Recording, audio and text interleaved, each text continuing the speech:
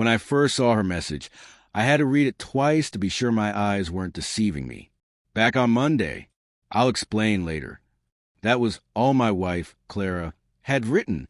No emojis, no warmth, no details. Just a cold, empty line from someone who was supposed to be at her parents' house for the weekend. Immediately, something in me shifted. Clara was never vague, not once in all the years we'd been together. Whenever she traveled, we stayed in touch constantly. But this time, her silence felt deliberate, almost rehearsed. I stared at that message for a long moment, my hands trembling slightly. Back on Monday. It was Friday. She was supposed to be home tonight. A heavy weight settled in my chest as I thought back to the small arguments lately. The late nights at work, the sudden secrecy, the way she guarded her phone like it held state secrets. I had brushed it all off, telling myself she was just stressed. But now that short, emotionless text felt like confirmation of something I didn't want to admit. I didn't respond right away. Instead, I opened her social media. Nothing new. No posts, no tags, no updates. Then I checked her location app. She'd turned it off 2 days ago. That's when it hit me. This wasn't accidental. She planned this. I could almost hear her voice in my head saying, "You're overthinking again." But deep down, I knew I wasn't. After pacing the floor for nearly an hour, I finally typed a reply. "Don't bother explaining later. Enjoy your trip. It'll be your last one as my wife." Then I turned off my phone and stepped outside.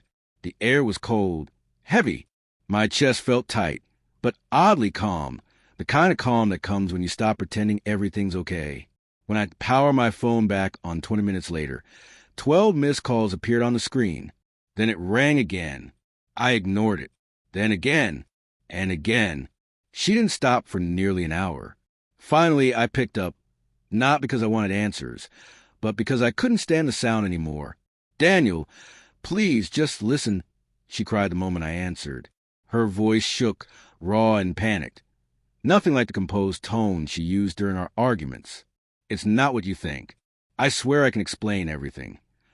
"Then explain," I said quietly, "because all I see right now is a wife who lied about where she was going and turned off her location. You text me like a stranger saying you'll explain later. Tell me how that makes sense." There was a long silence, then a shaky sigh. "I went to the coast with some co-workers," she said. "I didn't tell you because I knew you'd overreact. It's just a work thing. Work trips come with hotel bookings and itineraries. I cut in, send me proof. Otherwise, this conversation ends here." I could hear rustling, movement, maybe whispering, on her end. Then she said softly, "I can't send anything right now. My phone's about to die." That excuse snapped the last thread of patience I had. "Then let it die," I said flatly and hung up. I blocked her number afterward. The house was silent, but my thoughts screamed. Every red flag I'd ignored came flooding back.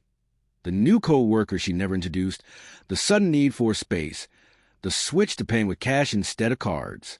By morning, she was calling from different numbers. I ignored everyone. Around noon, she sent a long, emotional email. She admitted she'd gone to a beach resort with a male co-worker, claimed it was all professional, that nothing inappropriate had happened. She said she panicked because she knew how it looked. But the words only confirmed what I already knew. Guilt always hides behind explanations. I didn't respond. I went straight to my lawyer. By the end of the day, the divorce paperwork was in motion. I wasn't angry anymore, just empty. A love built on lies doesn't have a fight. It ends in quiet exhaustion. Sunday night. She came home earlier than she said she would. I heard her car in the driveway, the hurried steps to the door. When she walked in and saw me sitting in the living room, she froze. Her eyes were red and swollen. "Daniel, please, can we talk?" she whispered. "There's nothing left to talk about," I said calmly. "I already spoke to my lawyer." I handed her an envelope, the draft of our divorce papers. She opened it with trembling hands, tears dripping onto the pages. She begged, pleaded, tried to blame stress, loneliness, even a stupid mistake. But I didn't argue. I was past the point of caring. I told her she could take her things and leave whenever she was ready. When she finally walked out that night, I stood by the window and watched her drive away for the last time. A few minutes later, my phone buzzed. Another message from her. I didn't open it. Some endings don't need closure. Sometimes silence says everything. Her calls continued through the week, but I never answered again, because once trust shatters, no explanation can ever piece it back together.